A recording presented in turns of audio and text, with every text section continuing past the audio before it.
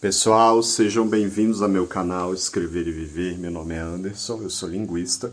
Trago para vocês uma discussão aqui hoje sobre o termo tendencioso, às vezes utilizado em textos acadêmicos, quando alguém traz ali alguma parte de análise de discurso, de algum discurso para compor a pesquisa.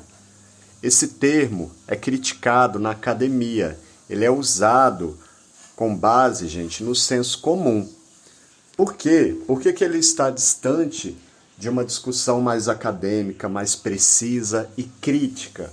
Porque quando a gente fala que algo é tendencioso, a gente traz uma ideia implícita de que haveria algo neutro.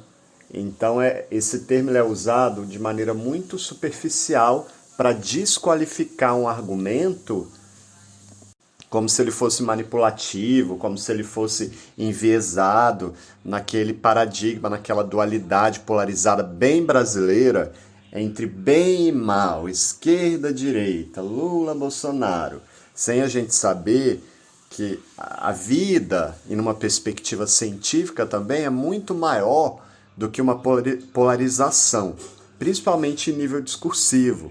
Quando a gente faz esse tipo de afirmação, profere esse tipo de afirmação, especialmente em um texto acadêmico, a gente está desconsiderando o discurso em relação ao contexto. Todo discurso, gente, ele é influenciado por perspectiva, valores, contextos específicos. E isso limita a complexidade do assunto, ou seja, ele fica mais próximo ali do senso comum. E quando a gente faz pesquisa, se você não é linguista, por exemplo, e você quer falar de discurso, você não pega o conteúdo sobre língua da escola de segundo grau para trazer para a sua pesquisa. Você vai ter que minimamente estudar algum tronco dentro da linguística para você falar de discurso. E tem um outro problema desse uso. Muitas pessoas usam o termo tendencioso de forma muito seletiva para desqualificar certos discursos, enquanto outros são considerados neutros ou objetivos. Isso é uma incoerência. Então a gente não pode usar esse termo de maneira banalizada. Isso, na verdade, reflete preconceitos, assimetrias, né, de poder presentes no discurso do próprio pesquisador, né, gente? Como se algumas vozes fossem mais privilegiadas, alguns discursos, do que outros. Por exemplo, é como se assim, eu não quero aceitar o outro, discurso do outro, ou trazer a discussão para um nível construtivo, reflexivo e crítico, aí eu digo lá que o discurso do outro é tendencioso, mas e o meu discurso falando isso? Isso já é mais tendencioso do que achar que o outro é tendencioso, entendeu? Não perceber que o próprio discurso é parte de uma construção social, atravessada ali por relações de poder também, né? Isso é problemático. Na verdade, essa noção de neutralidade científica, gente, não existe. Isso não significa que a gente está banalizando a verdade em busca de uma perspectiva pós-moderna, em detrimento a uma dita objetividade. Não é isso. É porque tudo, gente, tem relação com uma construção ali, é resultado de algo, às vezes de vozes passadas. Então, a própria língua, nessa perspectiva, ela é ideológica também, as línguas do mundo, né? Não existe uma coisa assim, a língua não surge ali quando a gente vem falar da língua, de como que, né? Não é uma coisa assim, a criação do mundo, uma coisa boa, positiva, né? Quando a gente analisa discursos, por exemplo, a gente tem que ter essa concepção, principalmente de que as línguas do mundo também são ideológicas. E nessa perspectiva, as ciências também.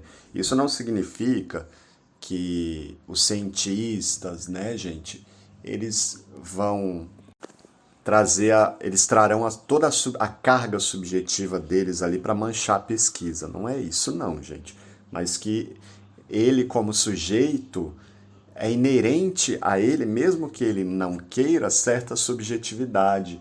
E às vezes isso pode influenciar a pesquisa e vice-versa. né? Isso não significa que ele não vai ter critérios mais objetivos ligados a métodos, a pesquisa, né? Mas que ele também não pode completamente desconsiderar essa natureza subjetiva da realidade, multifacetada, ligada a uma questão temporal, ligada a outras questões. A própria física quântica traz algumas discussões para a gente nesse sentido, tanto em humanas, gente, quanto em exatas. As coisas não são tão quadradinhas e simplistas, na verdade são muito mais complexas e densas do que a gente pensa, ou do que a nossa cognição consegue alcançar. E aí, quando você não quer adentrar essas camadas discursivas, principalmente para compreender o seu próprio discurso, aí você tem uma limitação como pesquisador. Né? Esse não é um pensamento racional. Quando você acha um exagero os meus áudios aqui, adentrando, esmiuçando o conteúdo, porque você tem preguiça de pensar, porque você reproduz a barbárie no nosso país, né? O descaso com a educação, com o pensamento. É importante adentrar as camadas do conhecimento. Sem profundidade a gente não chega a lugar algum, né?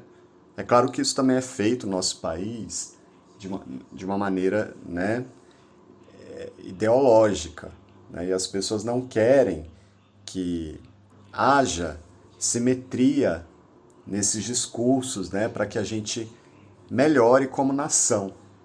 Mas se você quer fazer ciência, aí senão você vai fazer outra coisa da sua vida.